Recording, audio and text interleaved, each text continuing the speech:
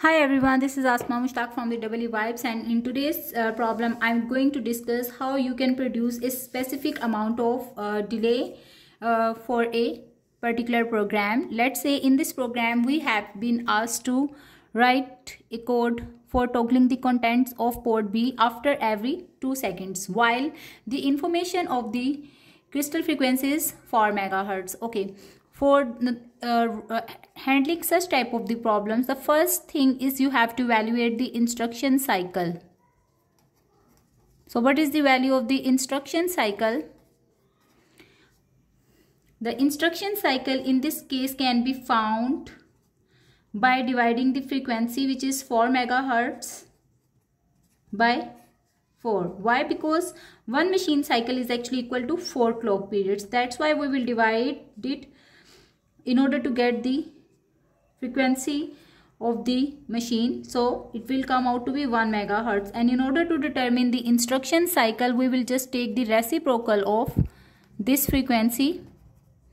So instruction cycle is equal to 1 over 1 megahertz, which is equal to 1 microsecond in this case. Fine. Now we need to determine the value of the counter. So what value of the counters should be uploaded or set so that the particular delay can be produced? And for this we should always remember that the time required that is given should be divided by the instruction cycle, which is 1 microsecond in this case. So when you will divide 2 by 1 microsecond, you are going to get 2 into 10 raised to power plus 6, since 1 microsecond is actually equal to 10 raised to power minus 6. So when it will come to the numerator, then the power will be positive, which can also be written as 2, and then you need to introduce 6 zeros in this case. Okay. So this is actually the value of count. So the count is actually equal to this. Fine. Once you are having the value of the count, the next step is to split this count into the register values. As we know that the maximum value a register can hold in PIC microcontroller in decimal is 255, and we will split the count as a factor of 200 because it will keep our calculation simpler. So this 200 will be set as a first count or a count 1. Then since 4 zeros are left, so I can split it into 100 and 100 count. So this will be count 2 and it will be count 3. Once you are done with the values of the counters, the next step is to write the code for that. Okay, so let's take the 3 file registers and name them as count 1, count 2, count 3, and we will use the equate directive in order to reserve these memory locations. Let's say the file register 06, 07 and 08 hex have been reserved for storing the values of this count. Fine. And the problem in hand is we have to toggle the contents of port B continuously. Means we need to make the port B as an output port, and for that what I will do, clear file register trace B. This command will configure port B as output port.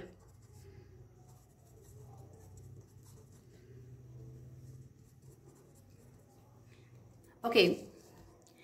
The next step is move literal value to reg. Which reg value? So binary 0000 0000. Then move reg to file. We have to forward this value to the port B. So I will write the file register, which is SFR, and then again move literal value. Okay, before doing that, once we will send this value, we need a delay. So what we need to do, we call a routine that will introduce the delay. Okay, and then the next step is move literal value to reg binary, all bits equal to 1. Fine. And then the next step is move reg to file. And which file register again? Port B. So first you move the value 0 to the port B, and then you moved this value to port B, and with certain delay. Again you will do what? You will call delay. And finally you can write, or you want to repeat these steps continuously, so you will use the go to loop, which is an unconditional jump. And since which statement I want to repeat continuously, starting from here, so I will place the back label here. In this way, basically the contents of the ports will toggle continuously. Now let's see how to write the delay routine. For writing the delay routine, what I am going to do, let's say the delay routine is going to be placed at org 30 hex. Fine, this is necessary to write this address. And in the delay routine, what we are going to do, we will initialize these counters to the values that we determined previously. So one value is 200 and other two values are 100 and 100. Fine. So first I will say move literal value to reg, which value? Decimal value, and it's equal to 200.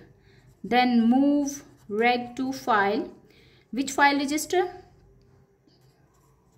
Let's say it's our count 1. Then move literal value to reg, again decimal value 100, and then move reg to file. Which file register now? Second counter, so count 2. Similarly move literal value to reg, decimal 100, and then move reg to file. And what we are going to do, the third counter will be initialized, so count 3. Now these counters have been initialized as counter 1, counter 2, counter 3. Since we are going to use the nested looping concept, so the better way is to start decrementing the counter value in the reverse order. Since the third counter is lying or initialized at the last, so I will decrement first this count. So how I am going to do this? I'll write it as decrement file register and skip if 0. Which file register? Count 3. Okay, since this is the last counter that has been initialized, and then I'll use the label go to here. So this here label will be placed before this statement. What will happen? It will check the value of the count and it will decrement it by 1. If it is not 0, then it will go to the label that has been mentioned here, and since this is the name of the label here, so it will keep doing this step. How many times? 100 times. Fine. Now I will put the condition or decrement the count, which is the second counter, because we are moving in the reverse order. So I will write it decrement file register skip if 0. Now which file register? Count 2. And then we need to go to label 1. Now the label 1 should be placed where this last counter was being initialized. So what I will do, I will place the label 1 where this last counter was initialized. Similarly, the next statement will be decrement file register skip if 0. Which file register is left now? The last one. So count 1, and then I'll write go to, let's call it label 2. This label 2 should be placed now where the second counter is initialized. So the second counter is initialized over here. I will place the label 2 here. Okay, since we are done with monitoring the value of each counter, then last step would be return, because every call routine ends with the reserve keyword return, so that the program counter can start the normal execution, or from where the control has been transferred. So it will start performing the executions from right there, and here this program will end. So this is the complete code for toggling the contents of the port B after every 2 seconds. You can evaluate or verify the amount of the time delay introduced by this particular delay routine. If you have some questions, you can drop your questions in the comment section, and also please like and subscribe to my channel. Thank you for watching.